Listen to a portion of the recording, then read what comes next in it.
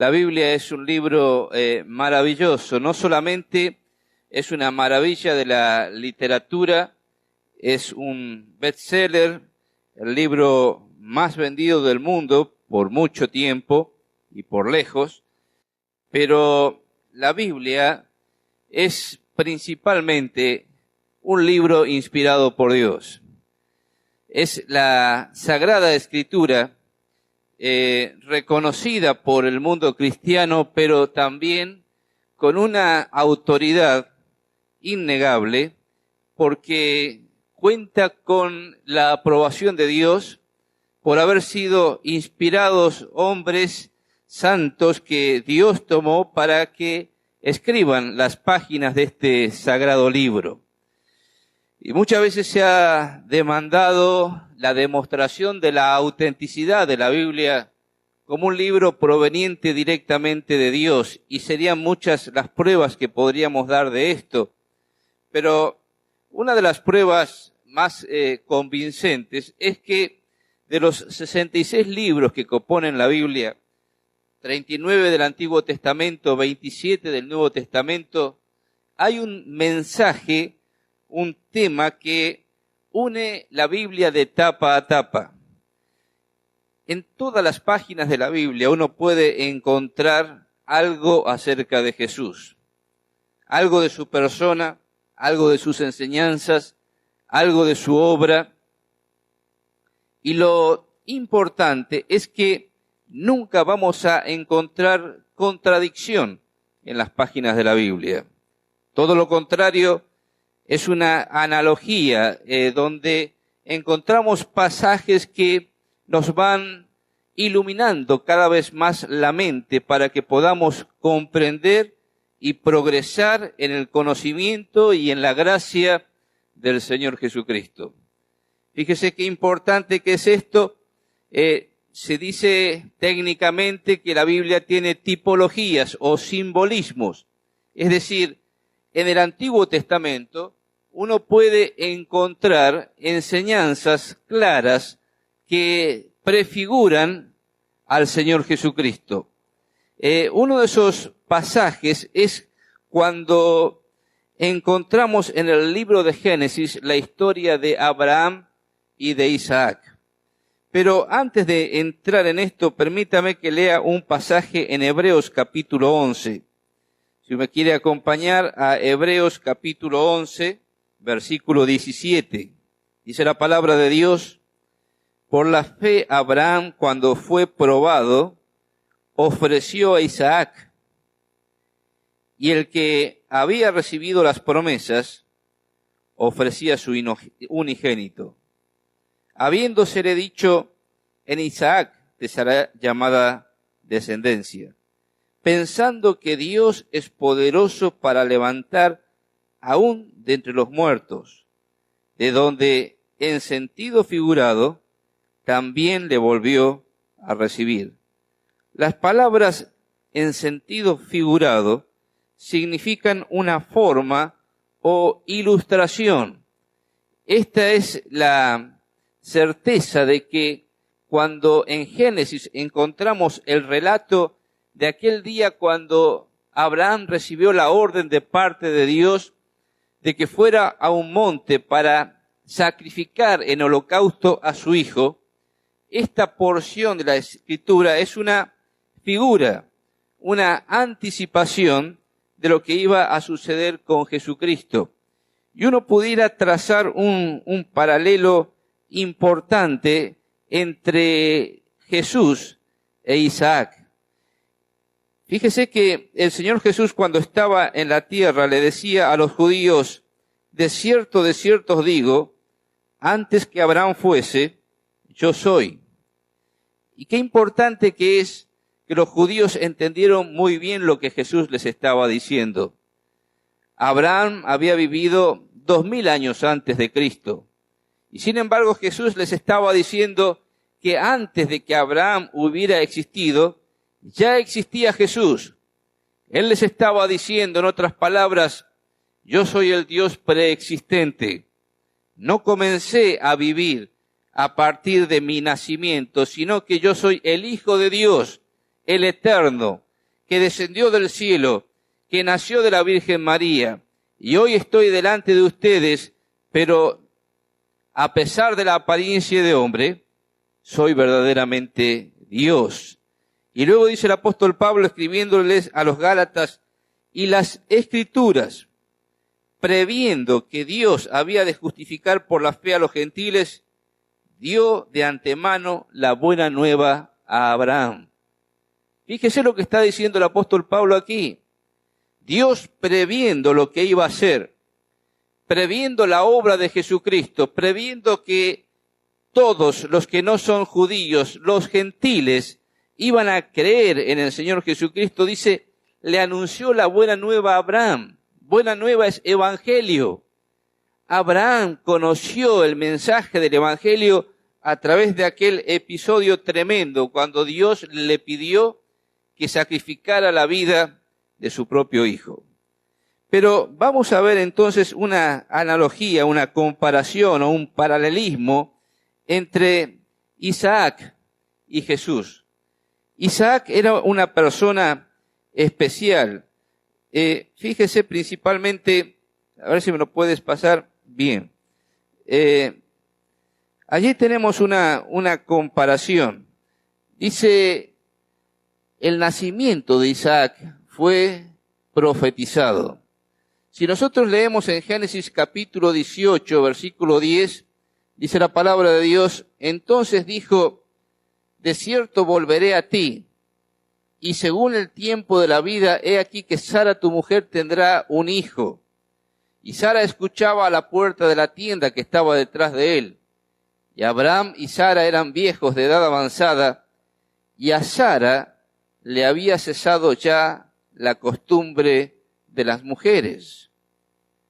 Isaías 7:14 dice, por tanto el Señor mismo os dará señal, he aquí que la Virgen concebirá y dará a luz un hijo, y llamará su nombre Jesús.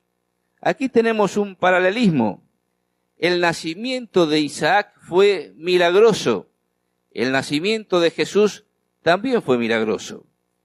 Fue milagroso el nacimiento de Isaac porque Sara era de 90 años, de edad avanzada, dice la Biblia. Nosotros sabemos por la cronología que Sara tenía 90 años, Abraham tenía 100 años. Ya Sara había dejado de menstruar, ya tenía prácticamente muerta la matriz, era imposible que concibiera un hijo. Y sin embargo, por obra milagrosa de Dios, nació Isaac. Y en el caso del Señor Jesucristo, se trata de una virgen, una mujer que no había tenido relaciones sexuales con un hombre. Y sin embargo, a pesar de que era un caso inédito, único e irrepetible en la historia de la humanidad, por un milagro, por la obra del Espíritu Santo, nació el Señor Jesucristo. Pasamos a la próxima y vemos que su nacimiento fue predeterminado. Dice Génesis capítulo 21, visitó Jehová a Sara como había dicho, e hizo Jehová con Sara como había hablado. Y Sara concibió y dio a Abraham un hijo en su vejez, en el tiempo que Dios le había dicho. Y vamos a Jesús, y Gálatas 4:4 dice, pero cuando vino el cumplimiento del tiempo, Dios envió a su hijo, nacido de mujer y nacido bajo la ley. Aquí tenemos otra similitud entre Isaac y Jesús. Isaac era un hijo anunciado, era un nacimiento predeterminado. Lo visitaron los ángeles a Abraham, le trajeron un mensaje, y a pesar de todas las circunstancias que parecían adversas, Dios le dijo a Abraham que cumplido el tiempo, Dios le iba a dar el hijo de la promesa. Y lo mismo sucedió con el Señor Jesucristo.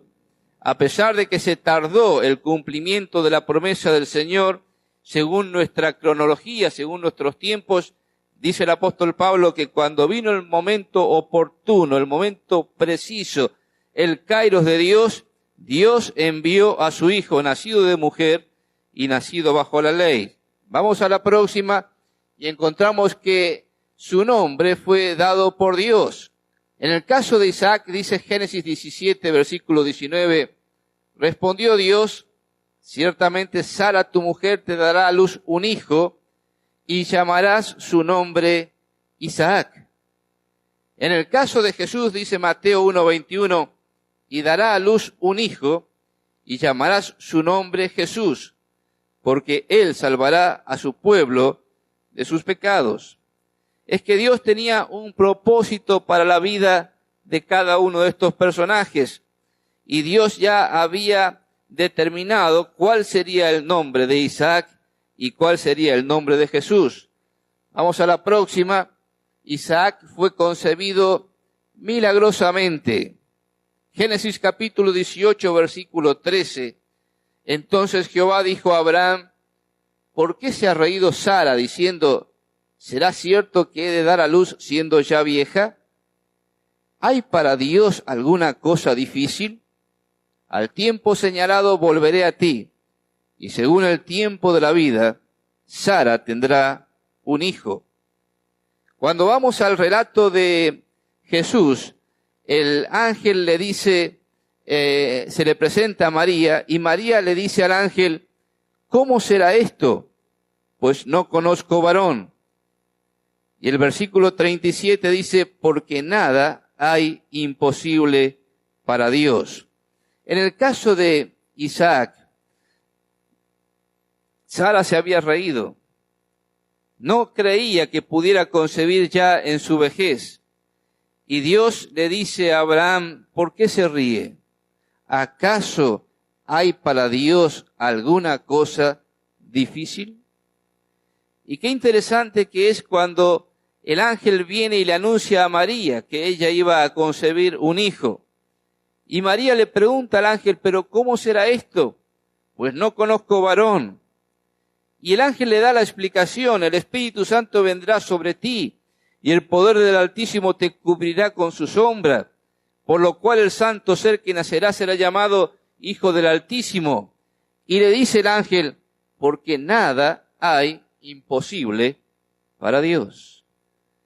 Qué tremenda verdad. Cuando Dios tiene un propósito en la vida de una persona, cuando Dios entra a tallar en la vida de una persona y una persona está en el propósito de Dios, no hay nada que se pueda oponer a su soberanía. Dios hace lo que Él quiere y no hay nada imposible para Dios. La próxima, Isaac fue amado por su padre. Génesis 22, versículo 2, y dijo Dios a Abraham, toma ahora tu hijo, tu único Isaac, a quien amas, y vete a tierra de Moriah, y ofrécelo allí en holocausto sobre uno de los montes que yo te diré. Juan capítulo 5, versículo 20 dice, porque el Padre ama al Hijo y le muestra todas las cosas que Él hace. Isaac era un hijo que había sido preparado por Dios para ser sacrificado. Pero qué tremendo que habrá sido para Abraham. Era el hijo único de él, el hijo de la promesa, el hijo que él amaba. Y Dios le dice, ofrécelo en sacrificio. En el caso de Jesús, él mismo dice, mi Padre me ama. Dios lo había preparado desde la eternidad. Dios lo había planeado en el consejo eterno. Jesús tenía claro cuál era el propósito de su vida, para qué había venido al mundo. Pero había una cosa que él no podía dudar. El Padre ama al Hijo. La próxima, Isaac fue ofrecido como sacrificio. El mismo versículo de Génesis 22, 2, hace hincapié en esto. Toma ahora tu hijo, tu único, Isaac.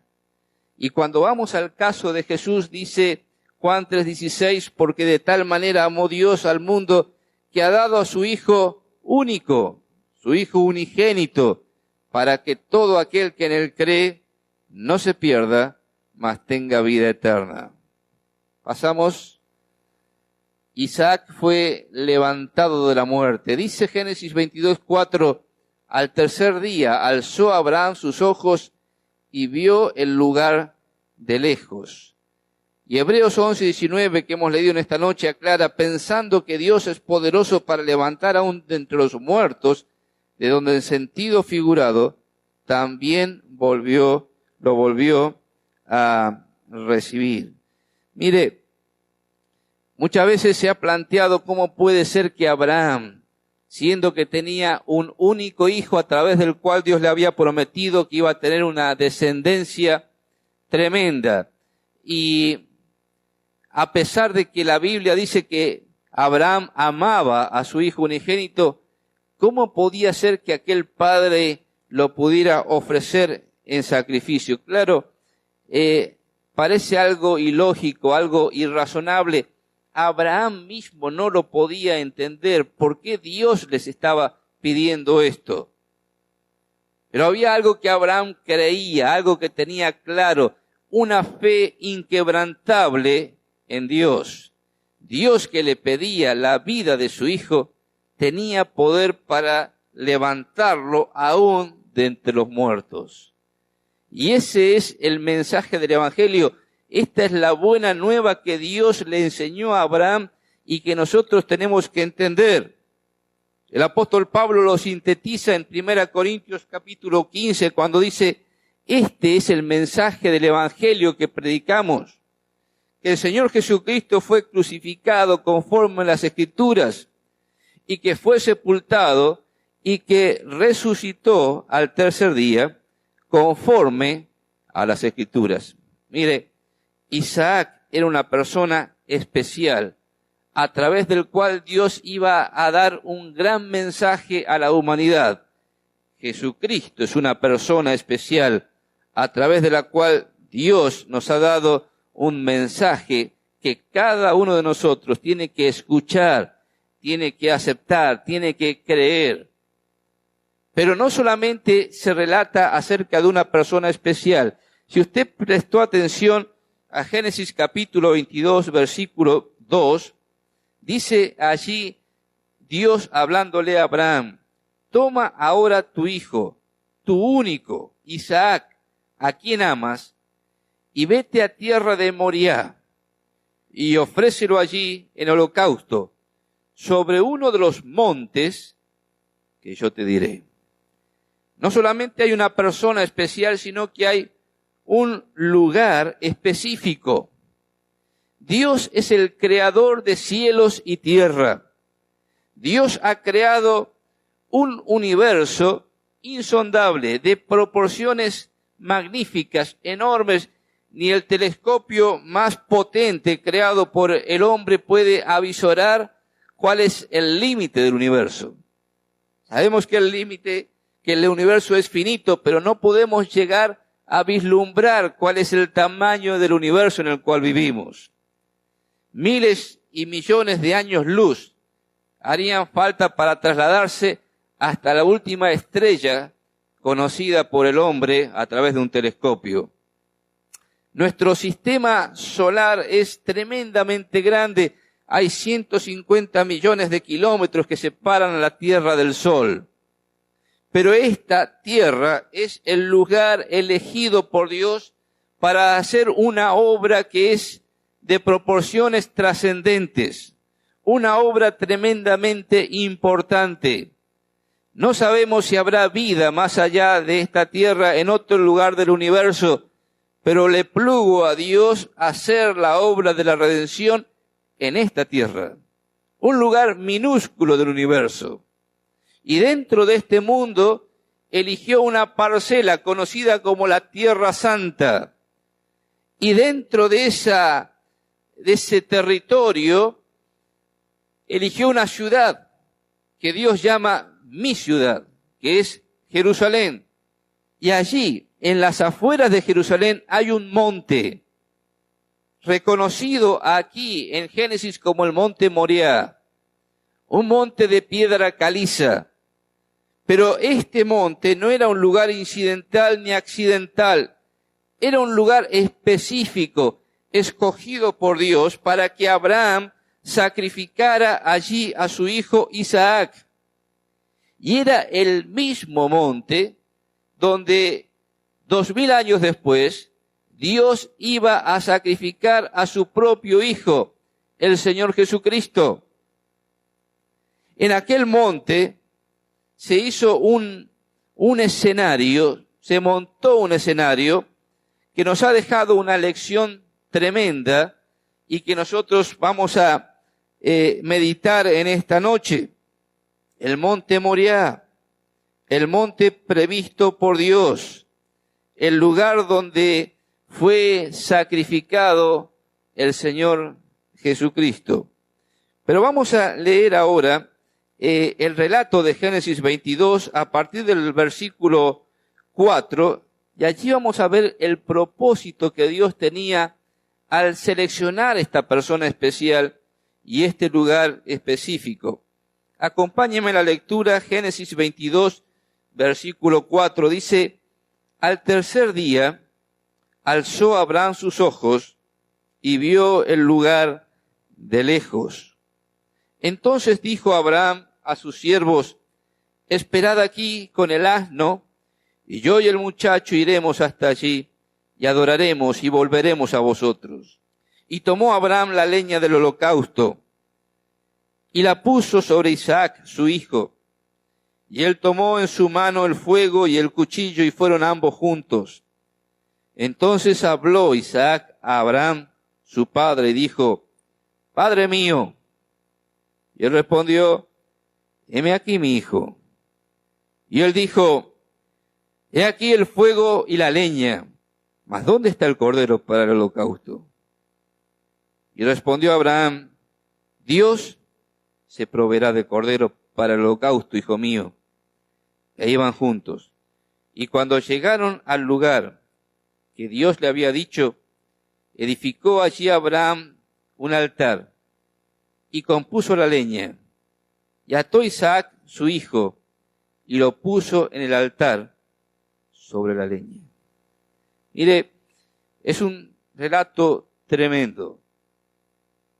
Un día Dios le dijo a Abraham: Abraham, te pido que me ofrendes a tu hijo, tu único hijo, a quien amas. Quiero que vayas a un monte en la tierra de Moriah y lo ofrezcas allí en holocausto, es decir, que lo quemes íntegramente. Cuesta imaginarse lo que habrá pensado Abraham aquella noche. Seguramente no pudo dormir. Seguramente los pensamientos se agolpaban en su mente pensando: ¿qué es esto que Dios me pide? No lo puedo entender. No lo puedo comprender. Estuve 100 años esperando que me dé el hijo que me prometió.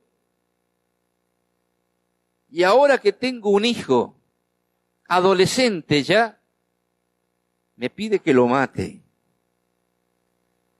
No entiendo cómo Dios me prometió que me iba a dar una gran descendencia y ahora me pide la vida de mi hijo. Y eso lo llevó a reflexionar. Si Dios me ha prometido que me va a dar descendencia, Él tiene poder de levantar aún de entre los muertos a mi hijo. Dios es fiel. Dios es todopoderoso. Dios puede hacer las cosas imposibles, las cosas que nosotros no podemos entender, las cosas que no podemos hacer, las cosas que no podemos alcanzar, las cosas que no entran en nuestra mente. Dios las puede hacer. No hay nada imposible para Dios. Y Abraham es llamado el padre de la fe porque le creyó a Dios en esperanza contra esperanza. Y aquella mañana, muy de mañana, se levantó, preparó su asno, llamó a sus siervos y salió para ir al monte Moriah. Llegó al pie de la montaña y dejó allí sus siervos y les dice algo que es impactante. Él sabía lo que iba a hacer, pero les dijo, ustedes quédense aquí. Yo y el muchacho iremos, adoraremos y volveremos. Él sabía que lo tenía que sacrificar a su hijo, pero tenía la esperanza de que Dios le iba a levantar aún de entre los muertos. Este es el mensaje del Evangelio. Él conoció la buena nueva, el poder redentor del Señor. Van caminando, toma la leña, la carga sobre Isaac, toma el fuego en una mano, toma el cuchillo en la otra, suben la montaña. Isaac le dice, Padre, ¿y dónde está el cordero?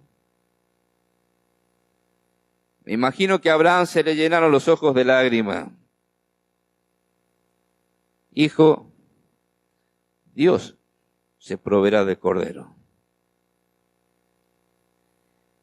Aquel jovencito podría haberse zafado muy fácilmente de aquel momento. Allí había un hombre anciano ya, aproximadamente 115 años, y un joven en todo su vigor. Y Abraham le dice, hijo, toma la leña y haz allí un montículo, vamos a hacer un altar, vamos a adorar a Dios, vamos a ofrecerle un sacrificio. Hijo, recuéstate sobre la leña, te voy a atar. Y sumisamente Isaac obedece a su padre y se recuesta sobre la leña. Y Abraham toma el cuchillo. Fíjese lo que dice el versículo 10. Y extendió Abraham su mano y tomó el cuchillo para degollar a su hijo. Entonces el ángel de Jehová le dio voces desde el cielo y dijo, Abraham, Abraham. Y él respondió, heme aquí. Y dijo, no extiendas tu mano sobre el muchacho ni le hagas nada, porque ya conozco que temes a Dios, por cuanto no me rehusaste tu hijo, tu único. Entonces alzó Abraham sus ojos y miró, y aquí a sus espaldas un carnero trabado en un zarzal por sus cuernos. Y fue Abraham, y tomó el carnero, y lo ofreció en holocausto en lugar de su hijo. Y llamó a Abraham el nombre de aquel lugar, Jehová proveerá. Por tanto se dice hoy, en el monte de Jehová será provisto. Qué tremendo. Allí había todo un simbolismo. La leña que representa nuestra humanidad caída. El fuego que representa la ira de Dios que debe quemar, que debe consumir toda aquella leña que representa una humanidad caída en el pecado. Allí estaba el cuchillo que representa la justicia de Dios, que dice que el alma que pecare, esa morirá. Allí estaba Isaac, nuestro sustituto, que tenía que morir en lugar de otro. Allí estaba un carnero, la provisión de Dios para ocupar el lugar de Isaac. Allí estaba representado un cuadro del Calvario, cuando el Señor Jesucristo vino y se presentó humildemente como el Cordero de Dios, la provisión de Dios para satisfacer la necesidad humana, el sustituto provisto por Dios para que usted y yo no estemos bajo las llamas del infierno, no estemos bajo el juicio, la justa ira de Dios a causa de nuestros pecados. Uno se puede preguntar, pero ¿dónde está el cordero para el holocausto? Y Juan el Bautista aparece en el vano de la historia y lo señala a Jesús y dice, este es el Cordero de Dios que lleva, que quita el pecado del mundo. Qué preciosa realidad. Qué preciosa analogía. Qué figura llena de simbolismo. Qué expresión maravillosa. Dios proveerá. Mire, yo no sé cuál será su necesidad en esta noche. Pero hay algo que usted y yo tenemos que entender. Dios proveerá. Y el monte donde murió el Señor Jesucristo ha sido designado, ha sido llamado y reconocido como el monte donde será provisto. Y nosotros podemos mirar hacia atrás a la historia y mirar el monte Calvario. Allí estaba una cruz, emblema de afrenta y dolor. Pero en el monte Calvario fue provisto todo lo necesario para nuestra salvación. Y el apóstol Pablo tiene una expresión maravillosa en Romanos capítulo 8, versículo 32. Dice, el que no escatimó ni a su propio Hijo, sino que lo entregó por todos nosotros, ¿cómo no nos dará también con Él todas las cosas? Yo no sé cuál es su necesidad, pero hay algo claro en la Biblia.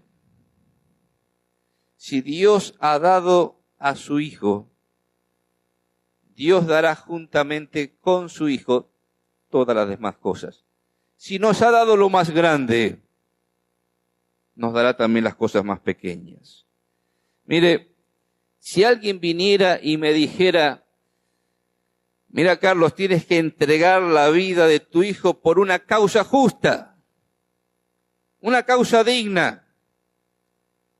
Tienes que entregar a tu hijo para salvar la humanidad. Yo le diría, estás totalmente loco.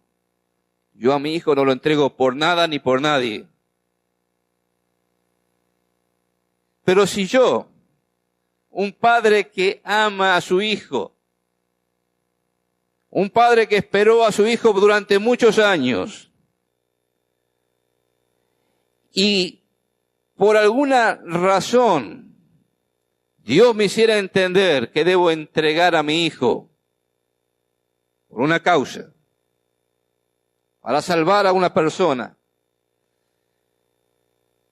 y mi hijo tiene que morir por esa persona, y lo entrego, y luego viene esa persona y me dice, Carlos, ¿podría utilizar la computadora de tu hijo que él ya no la usa? Yo le diría, si te di la vida de mi hijo, ¿cómo te voy a su computadora?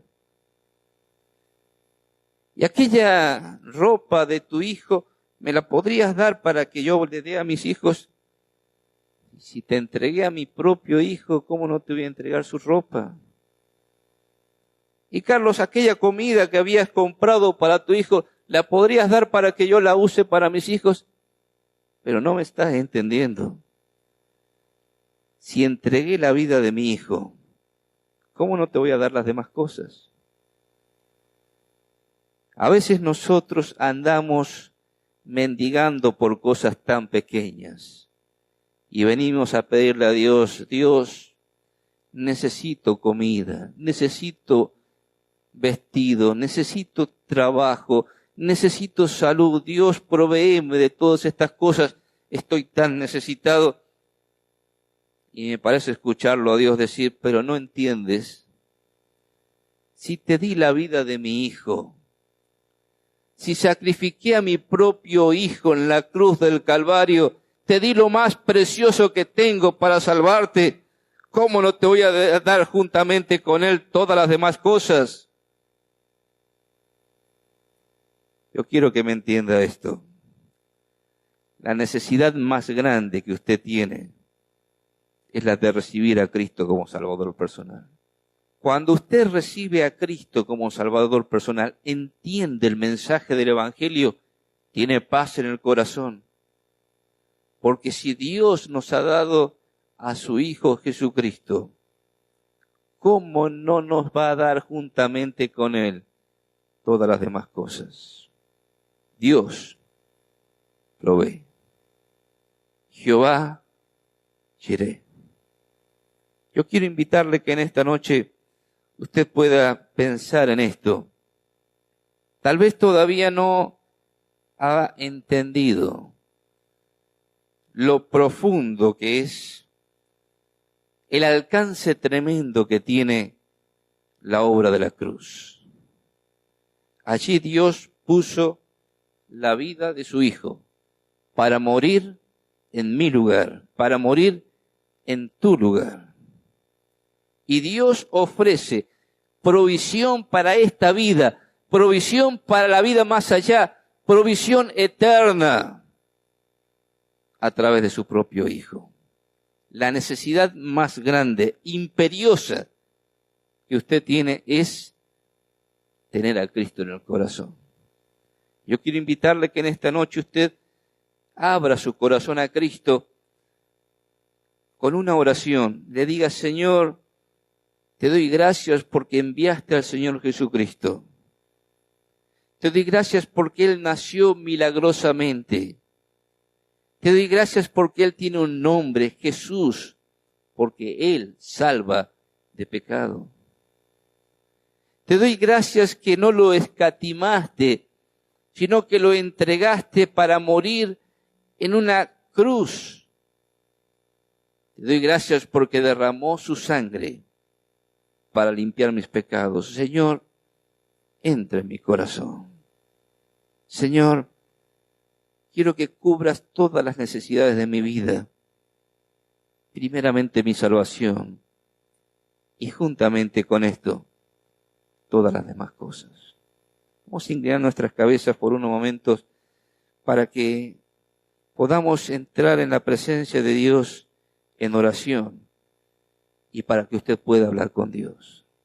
Padre eterno, te damos gracias que en esta noche podemos abrir tu palabra. Te damos gracias por la autoridad de tu palabra, por la inspiración de tu palabra. Y te damos gracias porque tu Espíritu Santo ilumina nuestras mentes para que podamos entender el mensaje del Evangelio.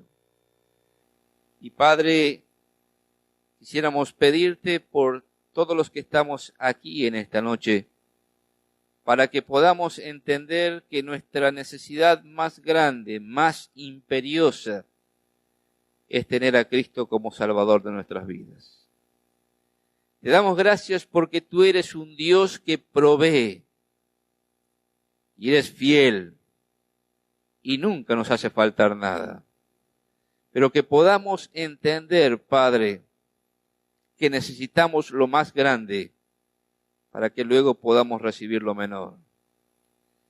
Por eso te pedimos que en esta noche tú estés obrando en cada mente, en cada corazón, que podamos reconocer nuestra necesidad espiritual y extender la mano de la fe para recibir lo que por pura gracia tú nos ofreces, el regalo de la vida eterna. Te pedimos por nuestros amigos, te pedimos por aquellos que están sin Cristo, para que no se vayan de este lugar sin tener a Cristo en el corazón. Padre, despídenos con tu paz y con tu bendición. Te lo pedimos en el nombre del Señor Jesús. Ingrese a nuestra sala de chat para hacer la consulta espiritual que desee. www.bbnchat.org. Este es un servicio totalmente gratis. Muchas gracias. Somos sus amigos de BBN.